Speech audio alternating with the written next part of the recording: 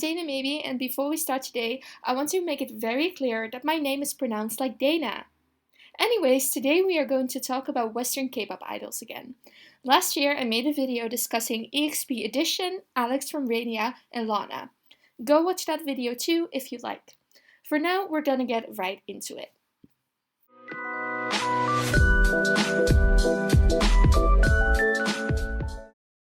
I'm very sorry if I pronounce it wrong, but Zhong Fei Fei is a 23-year-old half Chinese, half Congolese trainee under an agency named Eggwood.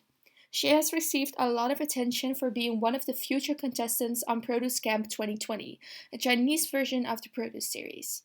The attention has been both positive and negative. Netizens have unfortunately left very hateful racist comments about her, such as calling her the N-word.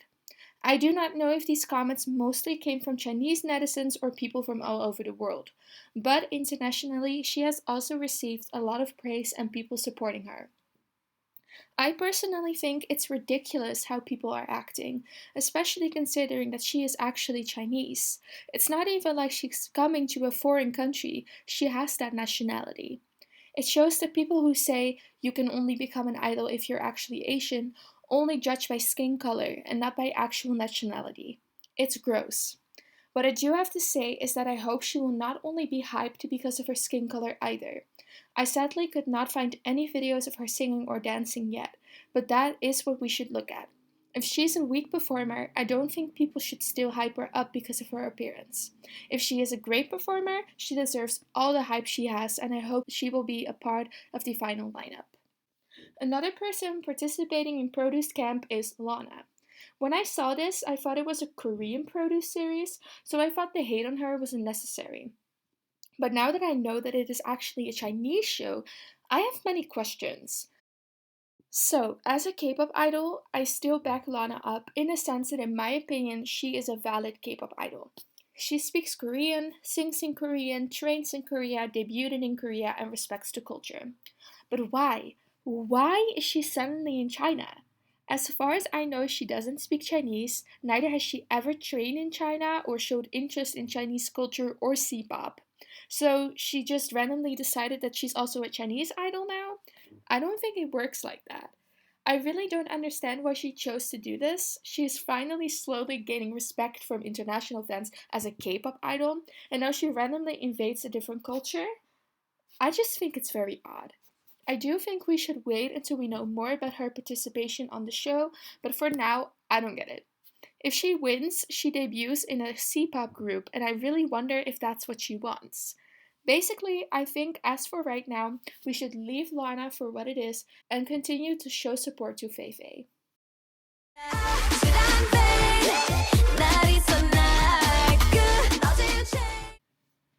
AleXa is a half Russian, half Korean K-pop soloist, born in the US. She participated in Produce 48 where she ranked 82nd. I want to start off with that I have absolutely nothing against her. She is Asian and part Korean, she seems to be a lovely girl, people like her a lot, and I don't think she has ever done anything wrong. I do want to say something about her music though. Besides that it's not my taste, I'm starting to wonder to what extent she is actually making K-pop music compared to regular EDM. This has mostly to do with the languages she uses. So in Bomb, there were already quite a lot of English words, but I believe it's still mostly Korean. Do or Die, however, is pretty much English with a couple Korean words every other sentence. I have no problem with English in K-pop. Neither do I have problems with full English songs or English versions in K-pop idols' discographies. However, I feel like AleXa's songs have too much English and it's hard to get the Korean pop feel with it. Again, I'm not trying to invalidate her as a K-pop idol because she is absolutely legit, but I feel like she is very much exploring that border between Western and Korean music. It does seem to attract international fans, but I wonder what Koreans think about it. Anyways, AleXa is great regardless. I mostly brought this topic up because the use of certain languages will return while discussing the next idols.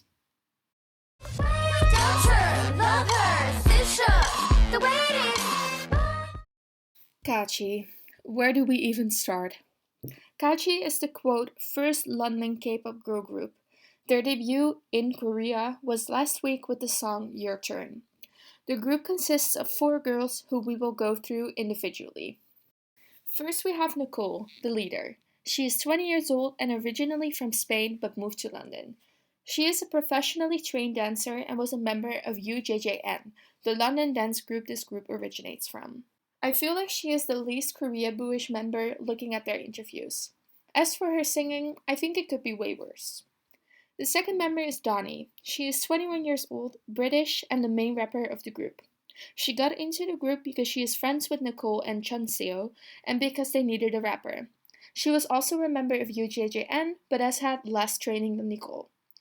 She is, according to the members, the most fluent in Korean. I wonder why she pretty much only raps in English then, but whatever.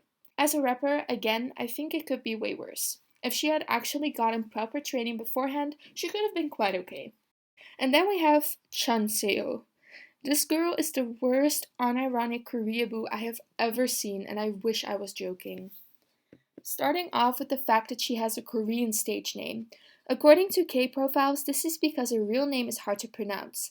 Fair enough, I guess. But why would you use a Korean name then? She is Spanish. She is in no way Asian. Her members didn't pick Korean names either, so why would she? In interviews, she also used her Korean age, 20, while in Western age, she is 19. I get that she's trying to give it like the K-poppy flavor, but it's not working. She was also a member of UJJN, but has had no professional dance training and has the least experience as a dancer. As for her vocals, I do think she is one of the stronger ones in terms of delivery, but you can tell she doesn't really have any technique. I really don't want to hate on this girl specifically because the whole group is a problem, but I do feel like she contributes to most of the problems Kaachi has. And then we have Coco, the only Asian/Korean member. Guys, can I just say that I feel so bad for this girl? It's so obvious that she was only added to serve the purpose of having an Asian in the group. Not only was she added last minute, and I mean that they literally re-recorded the song because it was already recorded with someone else, but it also comes across as if she was randomly plucked from the street and added in there. She is 26, which is 4 years older than the other girls. She was not in the dance group, neither did she know any of the girls prior, and every time you see them as a group, it seems like it's the 3 of them and she is just kind of there. Look at the lyrics video they uploaded. I can't choose full videos because I don't want to get claimed, but her face compared to the others, she does not look like she wants to be there.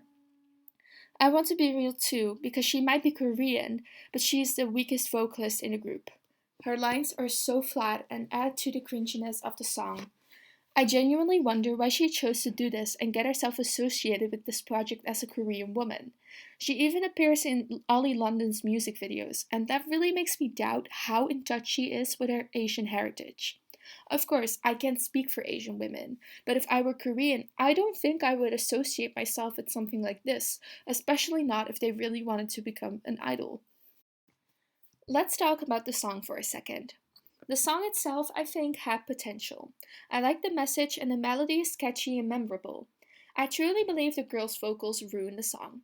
The production is better than Take the Wheel, but the song itself isn't it. But ironically enough, the main flaw people point out besides their ethnicity is their dancing. I'm so confused that 3 of the 4 girls were in a dance group together, yet have no chemistry and aren't even in sync with each other. Due to copyright, I again can't use the music video, but let's look at some screenshots I took.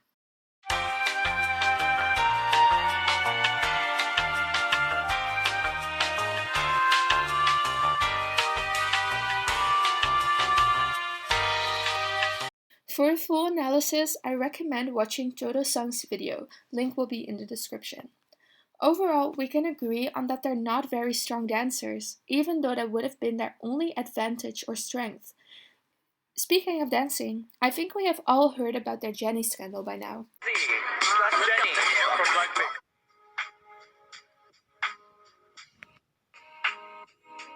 It's so stupid how bad they try to infiltrate the K-pop culture while simultaneously making fun of important figures in the culture. That seems like the last thing you'd want to do. To conclude the members' analysis, in my opinion, none of these girls are skilled. I feel like Nicole and Danny are the only ones who could have had a chance of succeeding in Korea if they actually got in a company and had proper training, instead of using white privilege to go the easy way out and put a Korean label on it. Because I'm going to be straightforward here, Kaachi is not K-pop. It's not even like I say that because they are koreaboos and skillless or whatever, but because they simply aren't. Kaachi and their label are based in London. Besides their producer being Korean, there is not a single Korean origin in their label. The girls do not speak Korean, haven't had any training in Korea, and don't perform in Korea. Adding a couple Korean sentences in your song does not make the genre K-pop. Example: one of my favorite artists, Grimes, sometimes adds Chinese lyrics into her songs. Does that make her music cpop? Justin Bieber sang Spanish in Despacito. Does that make him a Spanish artist? Was Fifth Harmony a Latin group because they had a Latina member? Of course not. So why would Kaachi be a K-pop group? Because they have one Korean member? Because they went to Korea once for a couple months? It makes no sense to me. Basically, Kaachi is just a very bad Western girl group who like to add Korean lyrics in their songs. They put no effort into actually investing in the world of K-pop. If they did, they would be in Korea right now. They ruined any chance they had to actually make it as both a Western or K-pop group, because they now have the koreaboo reputation. I'm not Korean, so I don't have an official say in if this qualifies as K-pop, but even besides that issue, they are simply a bad group. They have bad quality songs, weak vocals, weak dancing, and are associated to other disliked koreaboo acts like Ole London. I don't think anyone hates on them solely because they are white girls, but more so because to most people they don't seem to respect the Korean music culture. Let's answer the question of the title once again. Do I think foreigners should be allowed into K-pop? Absolutely. If they respect the culture, learn Korean, and actually train in Korea under a Korean company, I don't think anyone would want to stop them. On my previous video on this topic, I have received a lot of comments explaining someone's life story and asking me if I think they should try to become idols. I have ignored these questions on purpose because my answer is simple. If you really want it, you should go for it, no matter what your nationality is. If you're willing to work very hard for it, learn the language, and go through all the hardships, why would you let a random K-pop YouTuber decide your fate? Just do it. So that's it for this video. Please do not send hate to any of the people mentioned, rather just ignore them if you dislike them. I hope you all liked this video, and I hope you all have a lovely day or a lovely night. Bye!